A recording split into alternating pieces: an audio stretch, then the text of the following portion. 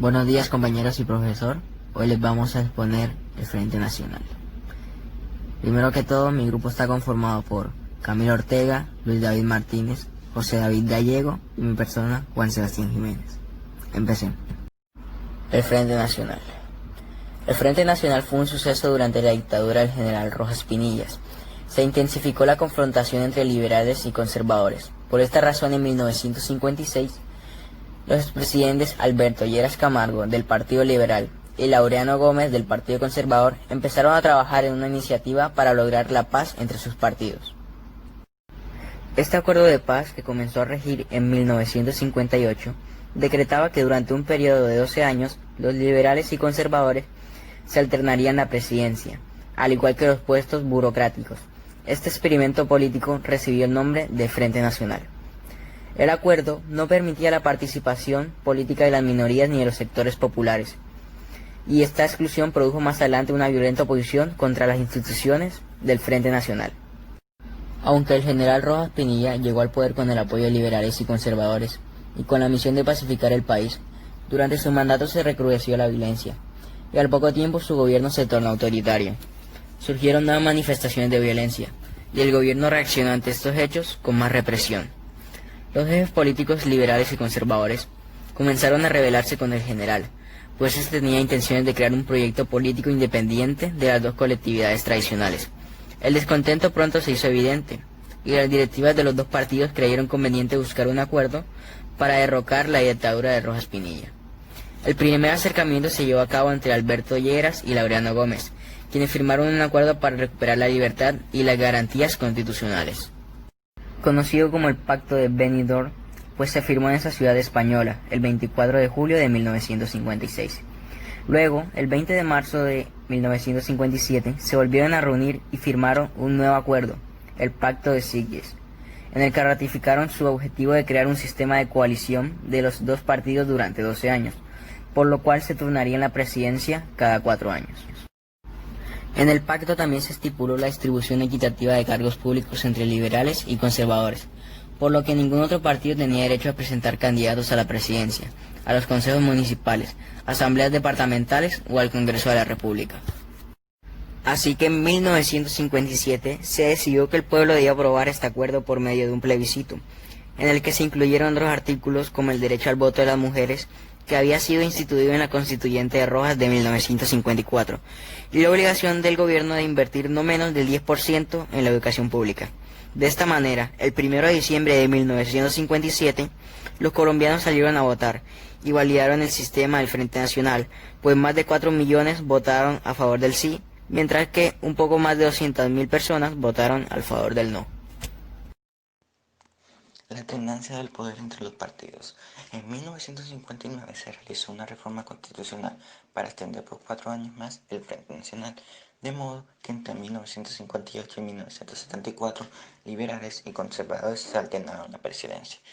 Quienes gobernaron durante este periodo fueron Alberto Lleras Camargo, 1958 y 1962.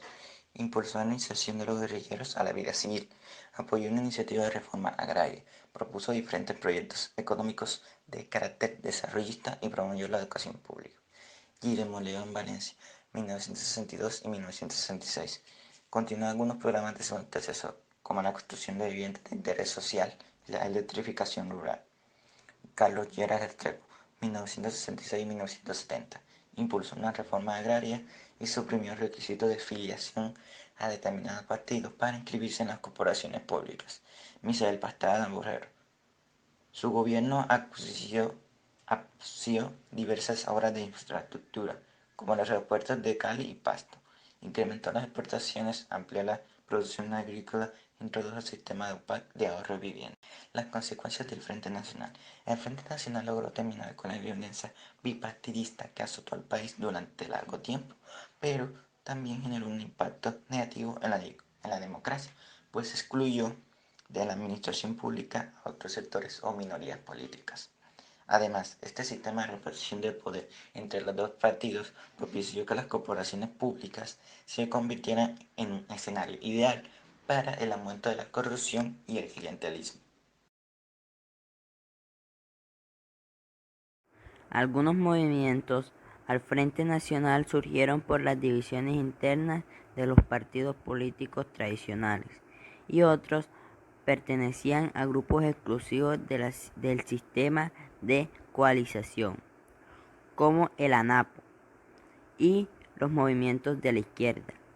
En estos últimos, algunos se decidieron por la lucha política y otros definieron la alternativa de la revolución por medio de las armas. Durante el periodo del Frente Nacional, Colombia se alineó con la política internacional de los Estados Unidos.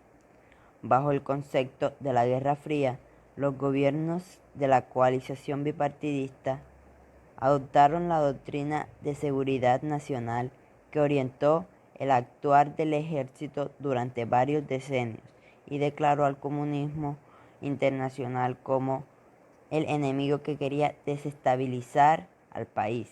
De ahí la fuerte represión de lo que fueron objeto de opositores del Frente Nacional. Asimismo, durante los años 60 surgió un conjunto de organizaciones distintas al Partido Comunista, que los analistas han denominado como la Nueva Izquierda. Estos nuevos movimientos se vincularon ideológicamente con la Revolución Cubana y China, que tuvieron un gran impacto en el movimiento estudiantil, el campesinado y el sindicalismo de la época. Aunque el Frente Nacional se presentó como un pacto entre los dos partidos, liberal y conservador, en realidad algunos sectores de dicho partido se opusieron a esta colonización.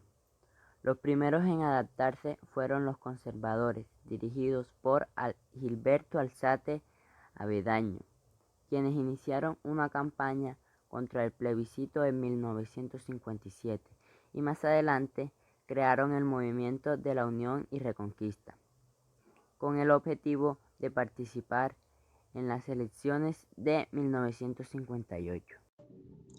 La izquierda en Colombia.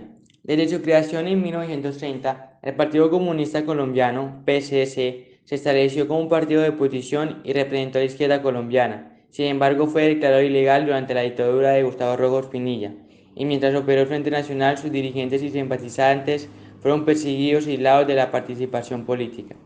A esto se le sumó la división del partido en varias tendencias o corrientes políticas como el Partido Comunista Marxista-Leninista, PCML, y el Movimiento Obrero Independiente Revolucionario, MOIR, que se caracterizaron por sus políticas antielectorales y su férrea oposición al Frente Nacionalismo. Incluso algunos de estos sectores apoyaron la lucha armada y fueron base para el desarrollo de la guerrilla durante la década de los 60. Los movimientos sociales. Los gobiernos del turno del Frente Nacional mantuvieron relaciones contradictorias con los movimientos sociales de la época. En algunas ocasiones los presidentes liberales apoyaban iniciativas para fortalecer ciertos movimientos de los trabajadores, con la condición de que no fueran simpatizantes de la ideología comunista. Bajo esta idea, el campo fue visto como el mejor lugar para iniciar la revolución, y un grupo de campesinos cercanos al Partido Comunista crearon en 1964 la Fuerza Armada Revolucionaria de Colombia, FARC. El Ejército de Liberación Nacional, ELN, surgió ese mismo año como una guerrilla de detención cubana, y en 1965 el Ejército Popular de Liberación, EPL, comenzó sus acciones militares en el departamento de Antioquia. Los gobiernos posteriores al Frente Nacional. En 1974 terminó el Frente Nacional con el mandato del conservador Misael Pastrana Borrero, pese a que en 1968, durante la presidencia de Carlos Lleras Restrepo, se llevó a cabo una reforma constitucional que buscaba prolongar durante 10 años más la repartición por mitades de los cargos públicos. Aún así, los partidos tradicionales lograron conservar el control del poder político.